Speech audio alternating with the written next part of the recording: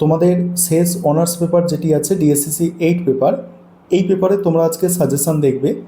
আর তোমরা জানো আমাদের এই চ্যানেলটা কিন্তু বাংলা বিষয়ের চ্যানেল নয়, তার সত্ত্বেও তোমরা অনেকে রিকোয়েস্ট করেছো, সেই কারণে তোমাদের জন্য আমি সাজেশান তৈরি করেছি এবং আশা করি এই সাজেশান দেখলে তোমরা উপকৃত হবে, কারণ একটা সাজেশান তৈরির পেছনে আমার যথেষ্ট পরিশ্রম থাকে। ঠিক আছে, এটা হচ্ছে তোমাদের সিলেবাস। আর সাজেশানটা সম্পূর্ণ তোমরা দেখে নাও এবং যেসব বাংলা বিষয়ের টপ ইউটিউব চ্যানেল আছে, ভালো ভালো ইউটিউব চ্যানেল আছে, সেই সব চ্যানেলের সঙ্গে অবশ্যই তোমরা প্রশ্নগুলো একটু ম্যাচ করে নেবে এবং যে প্রশ্নগুলো দেখতে পাচ্ছ সব জায়গায় কমন আছে, যে আমার সাজেশানে আছে, আরও ভালো ভালো যে ইউটিউব চ্যানেল আছে সেখানে আছে, তোমরা সেই প্রশ্নগুলোকে প্রথম ফোকাস করবে, সেই প্রশ্নগুলোকে গুরুত্ব সহকারে দেখবে এবং আশা করি এই সাজেশান মধ্যে থেকেই তোমরা কমন পাবে, কারণ যথেষ্ট পরিশ্রম করা আছে এই সাজেশানের পেছনে এবং আমার পক্ষে যতটা পরিশ্রম করা সম্ভব আমি ততটাই পরিশ্রম করে এই সাজেশান তোমাদের সামনে উপস্থাপন করছি। 15 নম্বরের প্রশ্ন মডিউল 1 থেকে দেখো, 15 নম্বরের প্রশ্ন মডিউল 1 থেকে দলবৃত্ত বা শাসাঘাত প্রধান বা স্বরবৃত্ত ছন্দের বৈশিষ্ট্যগুলি উদাহরণসহ আলোচনা করো। তারপরে মিশ্রবৃত্ত বা তান প্রধান বা অক্ষরবৃত্ত ছন্দের বৈশিষ্ট্যগুলি দৃষ্টান্তর সহ আলোচনা করো। এই দুটি প্রশ্ন এখানে সবথেকে গুরুত্বপূর্ণ প্রশ্ন হিসাবে রেখেছি।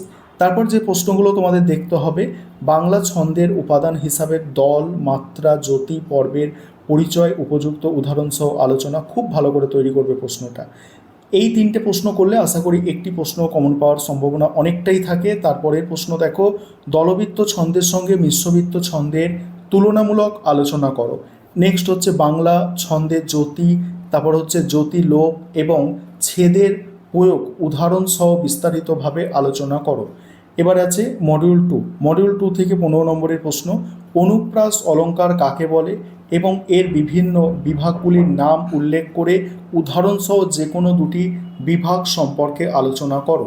তারপরে প্রশ্ন আছে দেখো, উপমা, উপমা অলঙ্কার কাকে বলে এবং এর বিভিন্ন বিভাগগুলির নাম উল্লেখ করে যে কোনো দুটি বিভাগ সম্পর্কে দৃষ্টান্তর সহ আলোচনা করো।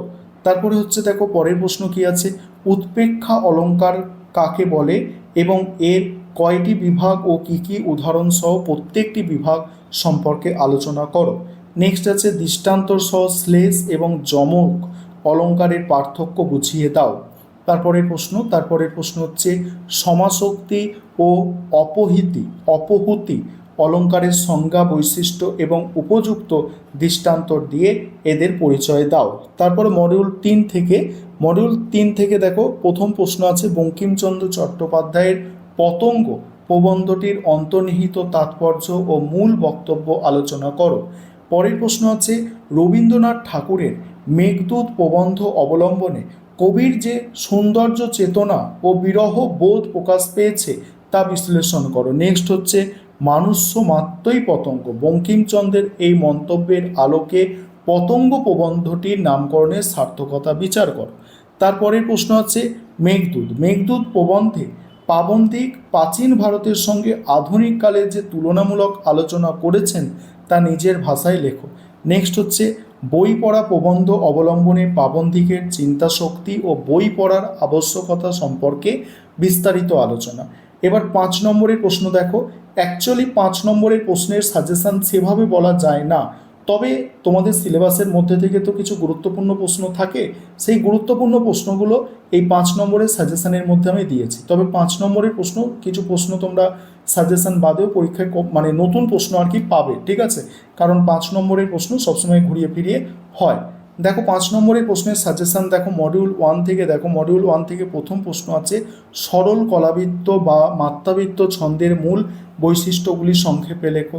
নেক্সট হচ্ছে উদাহরণসহ দলের বা অক্ষরের সংজ্ঞা ও শ্রেণীবিভাগ সংক্ষেপে আলোচনা করো।